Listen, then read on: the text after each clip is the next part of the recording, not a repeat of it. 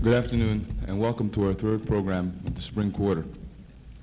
20 years ago, a slender young woman stepped off a plane from Denmark to be greeted by howling reporters and an outraged American public. The woman, Christine Jorgenson, had been born a male, and after living as a shy, effeminate young man for 24 years, had been surgically transformed into a woman. For Christine, the transformation signaled the end of a tortured search for sexual identity. Miss Jorgenson, in addition to her nightclub, TV, Broadway, and summer stock work, strives tirelessly to help the public understand how medical science can enable persons born with sexual defects to lead a reasonably well-adjusted life in a reasonable, maladjusted society. Following Miss Jorgenson's remarks, we will have question and answers from the floor. Would you please give a warm welcome to Miss Jorgenson? Thank you.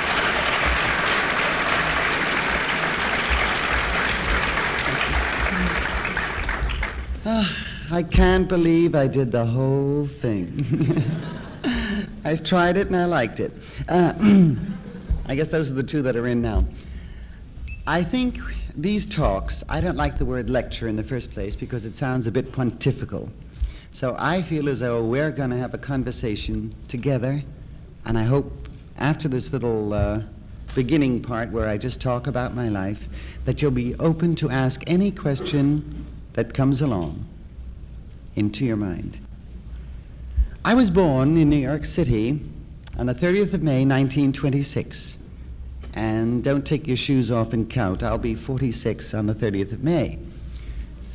We might just as well admit it. This is the era of telling it like it is. I was born in the Throgs Neck area of the Bronx, and as a child could not comprehend why I felt I was different. And I suppose that one of the most important things in childhood is to be the same as everyone else. Differences, I think, in childhood are probably the most difficult period in your life when being different counts. As you get older, you like being different, but not as children. I went to school in that area, and as I said, and as you just said, I was very, very shy and very, very retiring. What was going on within me biologically and psychologically, I didn't understand. I came from, I would say an upper middle class family. If having a car during the Depression made you upper middle class, that was us. And consequently, from that family, just as in the average person's family of my generation, sex was not discussed. Problems of identification were not discussed. You were just supposed to be a little boy or a little girl. And trains were for little boys and dolls were for little girls. Why, I never quite comprehended. That's one of the reasons why I enjoy so very much talking with you, who are the next generation, because you have advanced so far beyond our concepts of just 20 or 25 years ago, because you believe in, as we say, telling it like it is. There's no subject today that is hidden. It's only a few years ago when tuberculosis was referred to as the bug. When someone who had cancer, they'd say, you know what it is, as though it were some sort of a terrible, terrible antisocial condition, which of course it wasn't. Venereal disease is only discussed today. 10 years ago, it wouldn't have been mentioned on television. This is the progress that I think your generation has brought us to. I'm not exactly sure what kind of a world we're presenting you with. I think we did the best we could, but we wish we had been able to do better. My teenage years were even more confusing, because by this time I really began to try to identify as a male, and it was quite impossible for me. So when I left school, I decided I better do something and bury myself into some sort of work, so I became a photographer, which came in handy a bit later in Denmark, because that's how I made my living during the years of the research and the surgery. And then the Second World War ended. I had been turned down several times for the draft because I was underweight. But suddenly the war was over and they needed clerk typists, so if you could hear thunder and see lightning, you were in. Well, I heard a lot of thunder and saw an awful lot of lightning, and I ended up in Fort Dix, New Jersey, in the discharge department of, or the records department of the separation center. I was there 14 months. Now, people will say, didn't the military, how could you do this? How could I feel as I did and still survive within the framework of the military? Actually, I think my period in the service was the thing that convinced me more than ever that I really wasn't George W. Jorgenson. And I also discovered something else. In my own selfishness of growing up, I hadn't realized that other people had problems too. I thought I was the only one.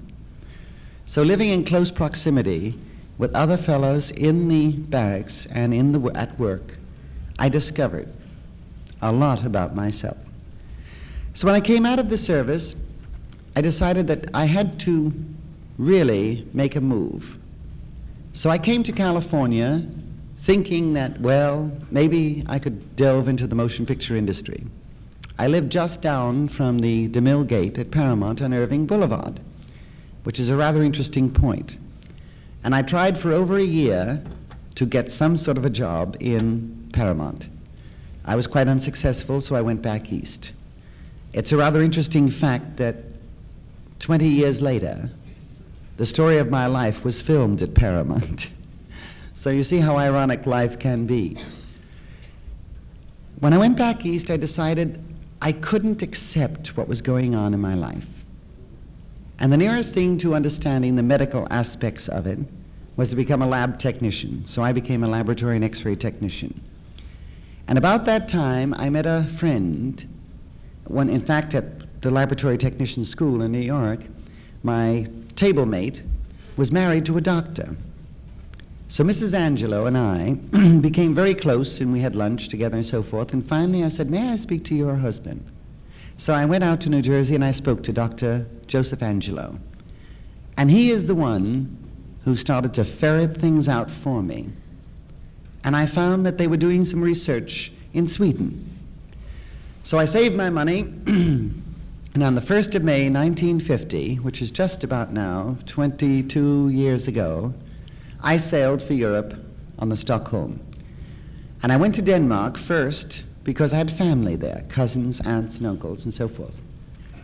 And then I discovered that I didn't have to go to Sweden at all, because when I got to Denmark, my cousin said, how about the State Serum Institute? There's a Dr. Hamborg out there doing this type of research.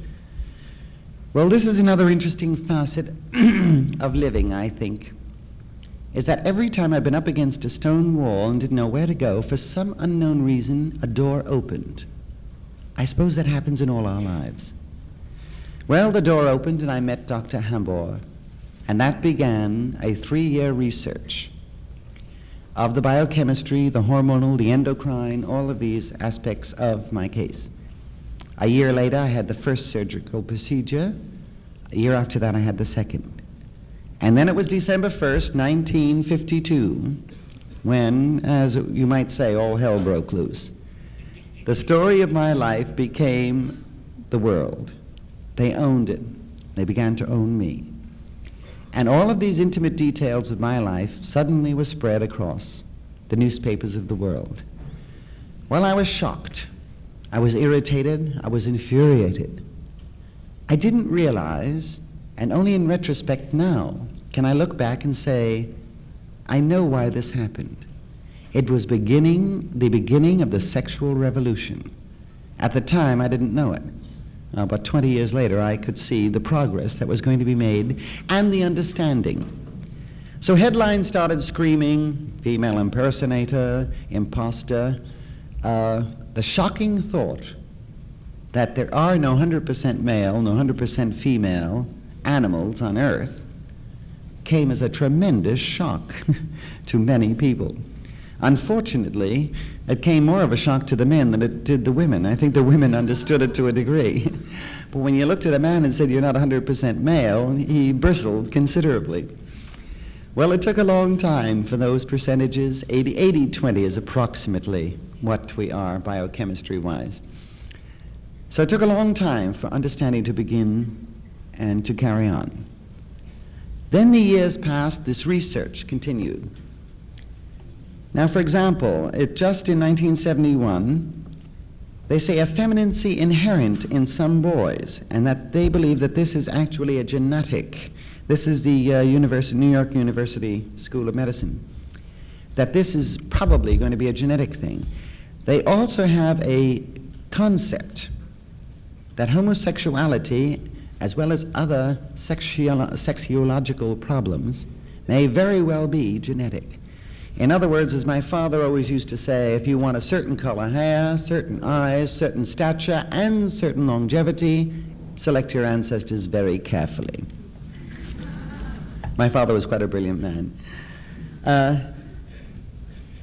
The surgery is being done now at Johns Hopkins. It's also being done here, University of California Medical School. Interestingly enough, when we made the film Christine, Mr. Edward Small produced it. I might as well get our commercials in. Dr. Pierman from the university here was on the set for the medical surgical procedures.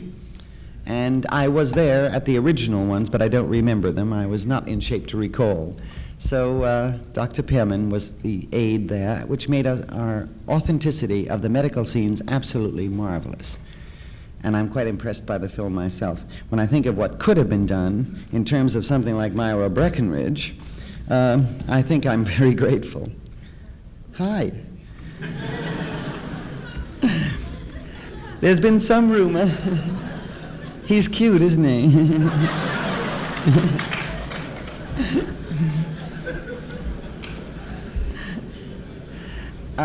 This was in 1971 as well. Dr. Green at UCLA was involved with this in the hormone differences hinted in the new studies of homosexuality. So that could be a very, very interesting future. There was a case in 1969 in Atlanta, Georgia, I believe, where this gal had the sex change at Johns Hopkins and then said she was going to have a child. Unfortunately, this type of publicity doesn't work too well because thus far there are no transplantations. I and the other cases are very much like a woman who's had a hysterectomy. That means we can do it, but we can't have it. Another interesting point, the girl,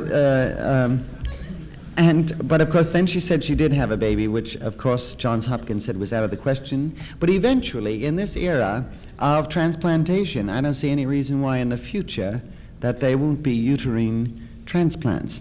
But let's face it, I'm doing my best for the population explosion. I just don't have any children. Thank you very much. I'm just trying to get my notes together here. There's been some very interesting genetic things in connection with athletes.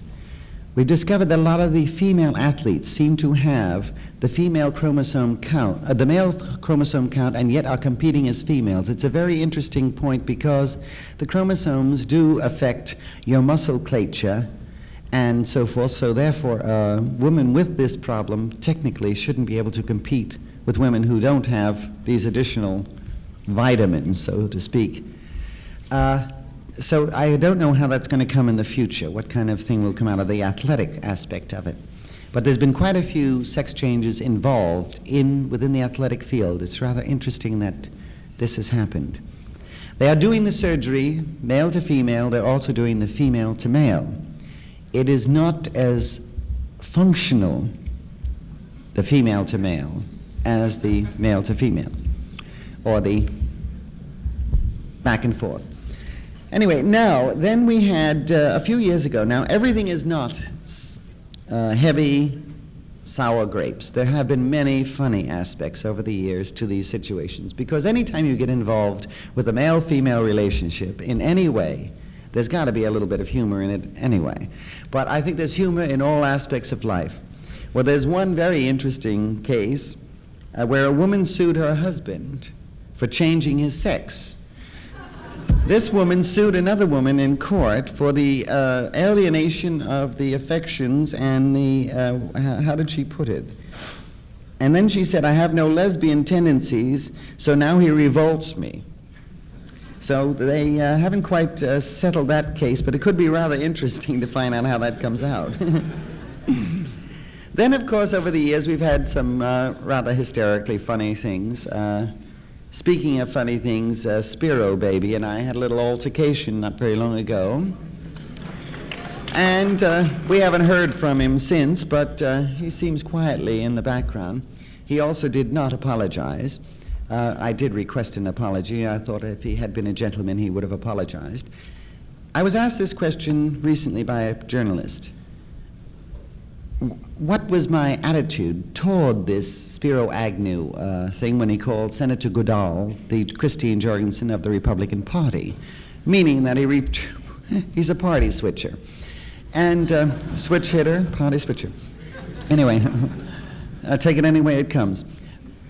My feeling on it was that the position of the vice presidency is too important to be bantered around and turned into a sort of a shooting gallery of verbal attack. Plus the fact I am a single citizen and I felt it very uncalled for to become part of a political mudslinging, which I don't think is very attractive in the first place. So that was the reason I requested. I did not demand. One does not demand from the President or the Vice President of the United States. Not if you have any taste, you don't. But you can ask. And I did request an apology. He refused to give one. So I'm sure that sooner or later I shall encounter him face to face and we'll see whose face gets the reddest.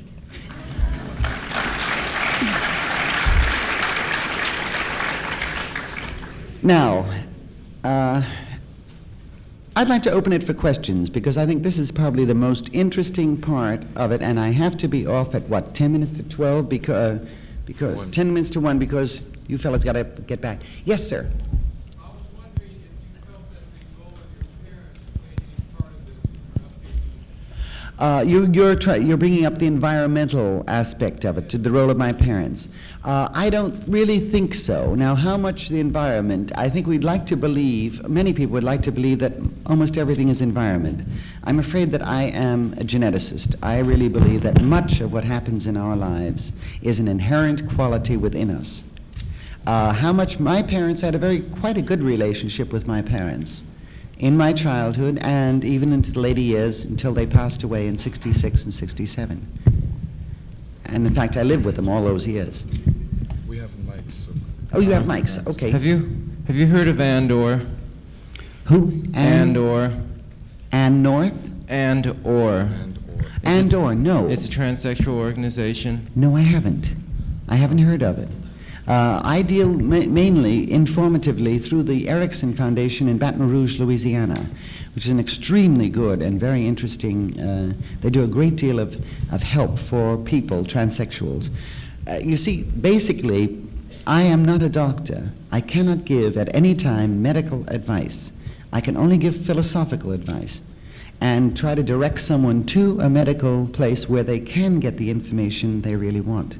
But it would be presumptuous of me to give medical advice of any kind or even psychiatric advice. It's a referral services and/or. I'd have to look into it.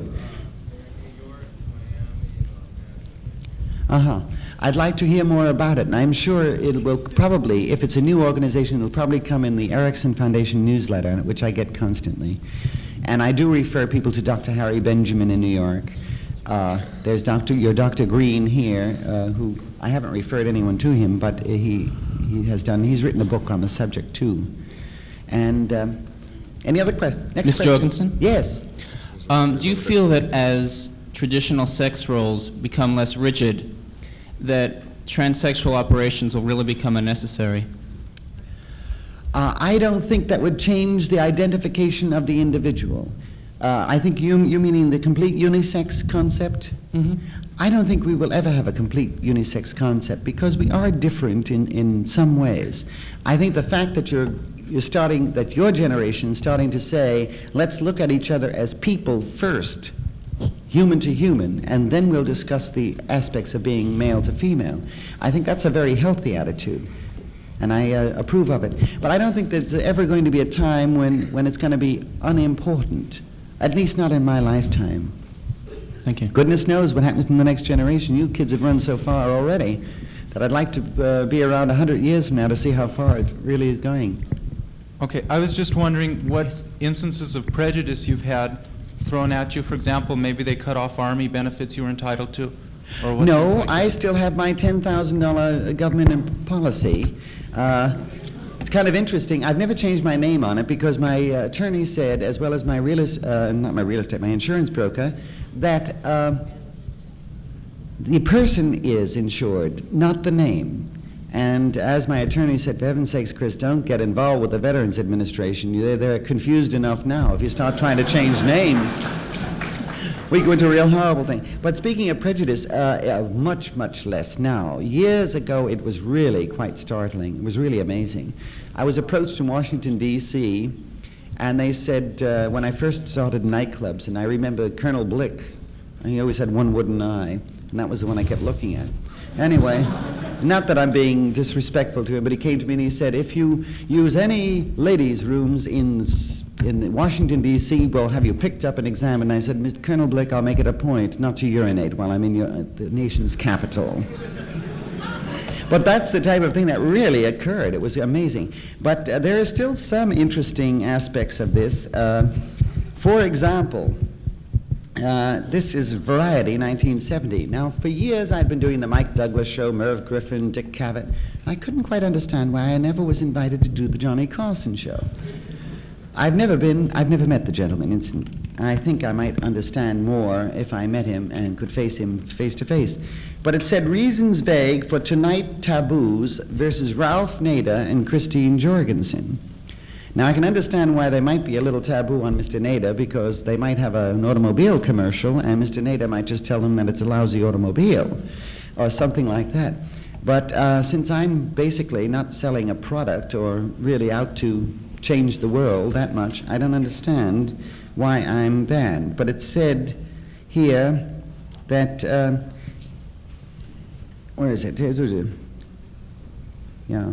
Then, of course, Tonight host Johnny Carson has had some nightmare sessions in the past with strong maverick guests and so forth. Why would these be? I'm just trying to think. I can't find what I'm looking for. Anyway, I'm still too controversial. One of these days we'll have to meet Mr. Carson, and I think I will then know that maybe I might touch him somewhere where he'd rather not be touched emotionally. That does happen, you know. Frequently, when my doctor years ago said to me, Chris, when you run into tremendous animosity from people that you don't know and don't know you, ask the question, why? And invariably you will find that there's a hidden something in the dark recesses of that person that I represent something to them that they simply cannot face. Next question. Over here. Ms. Jorgenson, I was wondering what your parents' reaction was when you told them you were going to go through with the operation. My parents did not know until after the first operation, till after the legal change through the State Department. I told them then, I thought there was no reason to tell them. They were in the United States and I was in Denmark. So I told them, and of course they were very, very understanding. And this was many months before the newspaper stories broke, quite unbeknown to me. I didn't start this whole New England boiled dinner, but I got caught into it. My parents were deeply shocked and deeply hurt when the press thing started. In fact, my mother slammed more doors on more press people's fingers, and don't take that picture. She became an absolute demon. And it was many years before she became friendly with people like Earl Wilson and Hy Gardner. She never really trusted the press again in her whole life. But they were wonderful people, but they were on my side, which brings up another fact that's rather interesting and rather sad. Many times, any sexuological problem such as this, the person suffering with the condition is also rejected by the parents. That only magnifies the problem considerably. It's also rather interesting to note, this is a truism that's kind of interesting, but it's understandable. A man generally will not be terribly upset if his daughter wanted to become masculine, But a man becomes very uptight if he has an effeminate son. And it's kind of an interesting fact, but I think it's part of the old rah-rah-rah masculine thing where men were supposed to be expected to go all the time. Next question. Yes, I have two questions. The first one might tie in with the original question about if you think that eventually there won't be transsexuals. Could you differentiate between transsexual and homosexual, or do you? Yes, that's a good question. Thank you. I usually do, and I did forget it this time because, as you can see, I speak mostly extemporaneously. There's a difference between transsexual, transvestite, and homosexual. Now, Dr. Benjamin sort of gave me what I would call a little walnut shell expression or explanation of them. They're far more deeply scientifically and genetically involved.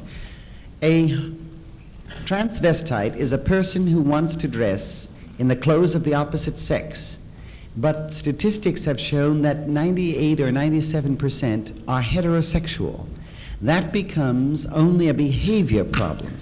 It's really not a sexual problem, and it's not even really an identification problem. It's a fetish of a sort. A homosexual is a person who, as Dr. Freud said, has a love interest, in dream love interest, and a real love interest towards someone of the same sex. They do not consider at any point surgery because this is their natural bent. And as Dr. Stirrup, my psychiatrist in Europe, said, there are many people who should be homosexual.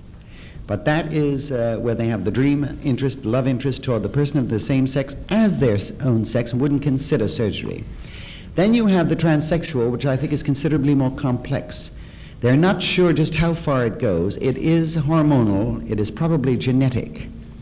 It is when a person of one reasonably well-defined sex, the only way I can say reasonably well-defined sex is because there are no 100%, but one who has the visual outlook of one sex and is completely convinced that they are of the other sex, and usually do have some look or something that goes with it.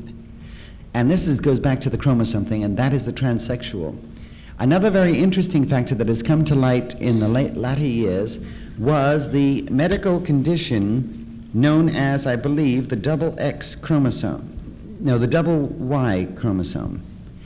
And they've discovered that in prisons, if you have the double male chromosome, these people, they find a lot of people who are hostile based upon this chromosomal count. How interesting this would be in the future if they could show that a hostility and probably even mental derangement is connected with the chromosomes. For example, Speck, this man who in Chicago murdered all these nurses, he's a double Y chromosome. I believe it's double Y. Double X is female and XY is male. And I think he's the double Y chromosome. They have the typical pockmarked, thick, rubbery, almost an acromegalic look. It's very interesting that there is a visible thing in connection with this chromosome and also a tendency toward hostility. And I find this an extremely important thing for research in the future. Okay, this might sound way out. It did when I heard it, but recently I heard that after someone undergoes an operation as a transsexual, they become lesbians, a lot of people. I don't know that it would be true. I doubt it very much because of our psychological way of thinking. I would think it would be hardly a great waste to go through all that surgery and then become a lesbian. I mean, there's got to be easier ways of doing this. But I'm sure that there are cases, certainly cases of it. For example, people want to say everything is 100%. Am I 100% happy and adjusted? Of course not. Who is? But they want, once you've gone through all of this. For example, in some aspects years ago, people would comment on various parts of me, physically, my visual, physical thing. And I always had to be more feminine than the average woman. See, if I came down the street in blue jeans, they'd say, there's her male masculinity flying out. But yet, every other girl's coming down the street in the blue jeans. So it's kind of an interesting thing. Next. Someone must have something. Sir? Can we take a mic Do you there? see differences in the psychology of the men that respond to sexually and those that don't? Oh, yes. Differences in the psychology of men who respond to me and those who don't. Yes, there are men who I represent a tremendous threat to, and they wouldn't be seen with me because they think that that would affect their masculinity. A man who's pretty secure within his own framework of masculine, feminine identification is not afraid of me at all. That's what I meant before with the Carson thing. What is the terror? What is the frighten? Ask the question. Were you pleased with the portrayal of you and your situation in the movie done about you?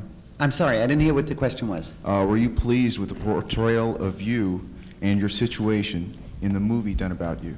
Yes, John Hanson played me in the film. I originally felt that it should have been done by a girl. Now, recently I saw Anne Haywood in a film, I Want What I Want, and I felt that John was more convincing as a girl than Miss Haywood was as a boy, just visually.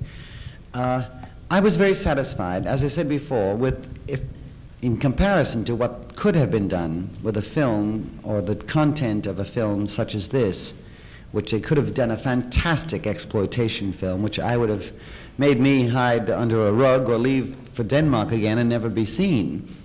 I think that the film turned out to be a rather good film.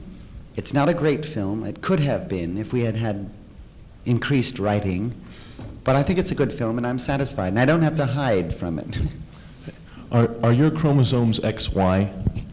They have never done all the chromosome tests on me, but they're interestingly enough, there's another fact that's coming out. Dr. Benjamin was telling me this, and I don't know exactly whether I'm completely accurate, but I was under the impression that he said that there can be XY chromosomes in some tissue and XX chromosome in other, within the same body. Just when, medical science is so interesting, just when you think you've nailed something down, it throws you a curve, and you're not nailed down at all. But I do believe in the same body you can have the XY and the XX. I haven't had the chromosome count, but I'm not afraid of it because after 22 years, I know who I am and where I'm going, I think. You were born without any female genitals and with male genitals, right? They don't know exactly. No, because the hormone I don't take as much Premarin as they think I should take for the needed hormonal thing. So consequently, Dr.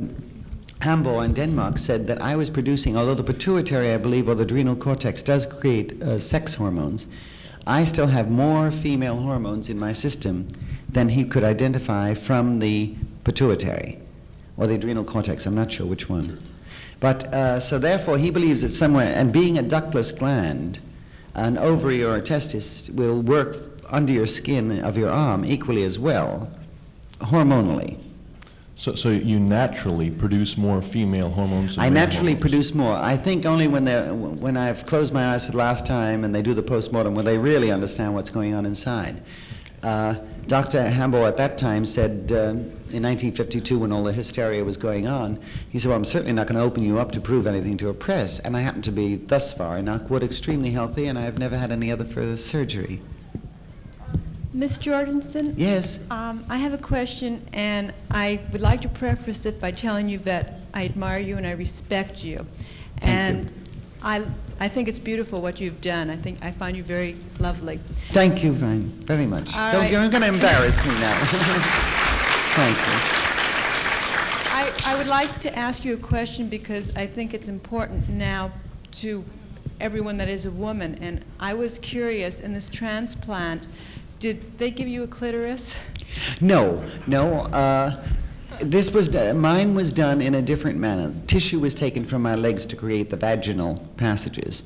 No, there is no clitoris. It's, which of course, interestingly enough, in some hormonal cases, the clitoris is also a very, very immature, or to a degree, immature penis. And under the proper hormonal influences, or improper, a woman who has too much male testosterone in her system, that can grow to a degree where it's undecided whether it's a male or a female. I don't know if you're aware of that. Well, what I was curious about was orgasm. If you Yes, didn't I still. have a, I have clitoris. orgasm. Yes. Oh.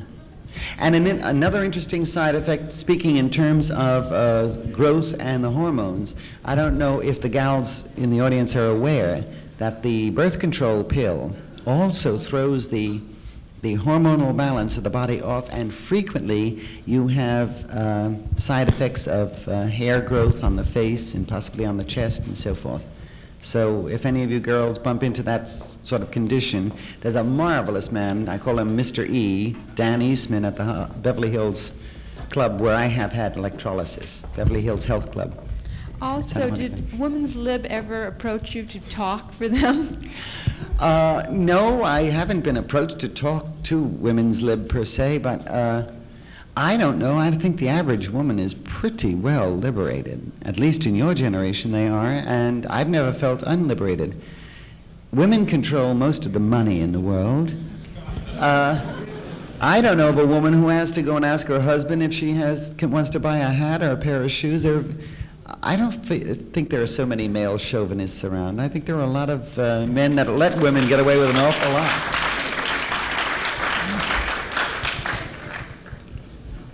I was curious to know if, when you were going through adolescence, if you ever tried to force yourself into a heterosexual relation. Oh, I see. No, I never forced myself into it because I was too shy, and it wouldn't have worked anyway. I know. Did you feel a closer identification with your mother? I always had a closer identification with my mother, yes. My father was a very brilliant man. In fact, he was an absent-minded professor to a great degree. If we were talking astronomy, astrology, science, he was right with us. Human-wise, mother was the gentle one. But I think I was closer with my mother, yes. Are you an only child? No, I have a sister, and I have two nieces, but now grown and married. My sister lives in New England.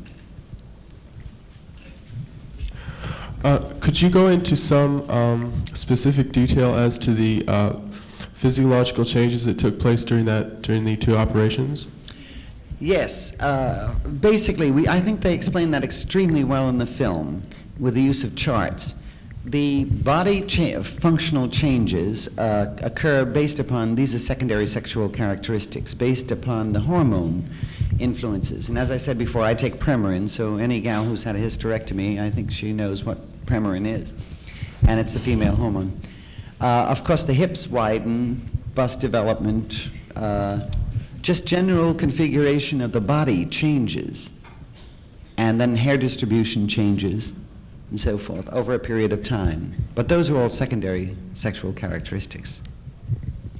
Before the operation, have you, during your childhood or adolescence, have you ever met someone named Christine? Why Christine? Named Christine? No. My doctor's in Denmark's name was Christian Hamborg, and I admired him very, very much for his help and aid, and he just really came to my rescue. And I've always liked the name Christine. And so then, since my name was George, I thought, if I'm going to have a new identity, why call myself Georgette or Georgiana or any of this sort of thing? Forget all that jazz, right? And I believe every person at the age of 21 should have the right to change their name. I went to school with a kid, and you know, some people through life never really have anything. And this was the homeliest boy in the world. He had no personality, and his name was Achilles Michaelizzi. And it was just so unfair. You just thought, why couldn't he be a winner once with something? No looks, no personality, the name, and dull, and not very bright. So he just was at the wrong end of all the. I think at 21, everyone should have a right to change their name if they don't like it. I don't think a parent should have the right to saddle someone with a name for life. How's that for liberation? This is very personal. Is that your bust? Yes, yes. Thank you. Yes. Wait a second. If you have a question, take a mic. Well, it isn't someone else's.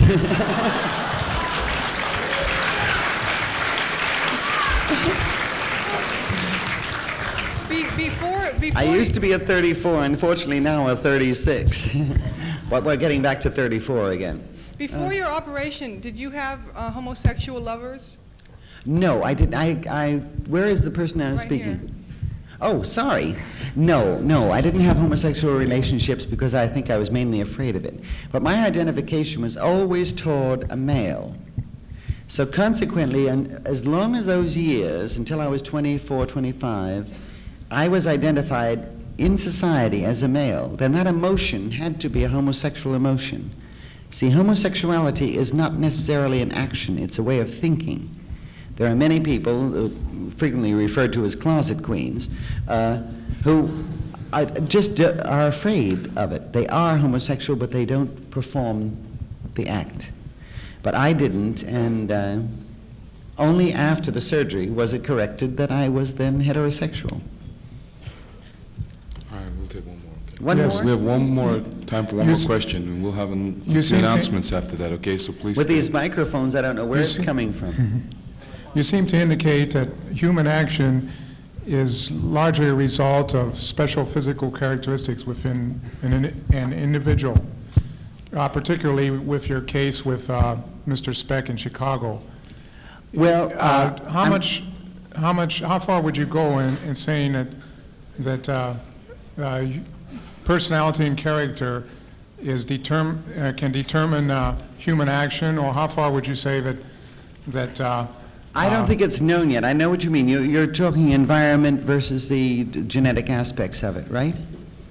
But the fact that they have shown that this double Y chromosome does create a hostility. It's so interesting to note that this is a human behavioral pattern caused by a genetic condition. Are you saying then that somebody with a XY chromosome will not be able to control themselves or to develop in a certain way that would be acceptable to society? This is the aspect now. This is Dr. Alvarez in Chicago who came out with this very interesting. I think it's a double. It's not the XY. I think XY is what they call the norm. I think it's a double Y chromosome. See, double X chromosome is female. But the interesting part is that there's even a physiological expression. There's a that deep pock-marked face and the thick sort of rubbery features is very, very common with the double Y chromosome. So you see, you have not only a physiological aspect based upon this difference in chromosome count, but they have also attributed it to hostility, which is very much a psychological, emotional condition.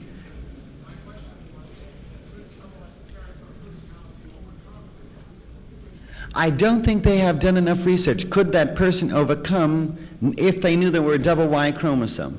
I would suppose that you could compensate for it. Why wouldn't? If you knew that you would have a tendency toward hostility, it's like a prize fighter is always very careful not to hit people, because technically he's considered a lethal weapon. You say, whereas two fellas can get into a battle, but a prize fighter won't do that. He'll back away from it, because he knows his own vulnerability, his own strength. I suppose you could. I don't really know whether they can help them very much. But that's future research, which could be very, very interesting, the chromosome business. Okay, for those of you that are interested, this coming Friday we're going to have the Reverend Jesse Jackson right here, 12 noon. And we have one more announcement for you about the symposium.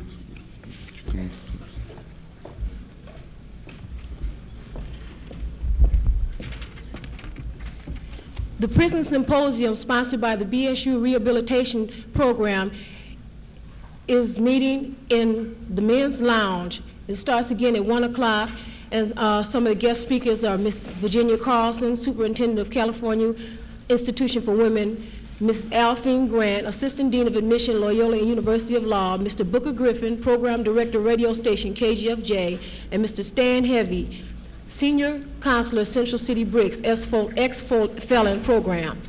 I'd like it very much if you would come over and listen to these people for maybe an hour, half an hour. It lasts until 5 o'clock this afternoon. Thank you. Thank you all for coming. Thank you very much. It's been fun.